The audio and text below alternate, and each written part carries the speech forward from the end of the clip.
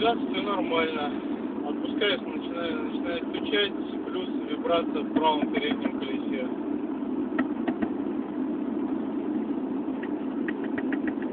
При повороте направо вибрация пропала.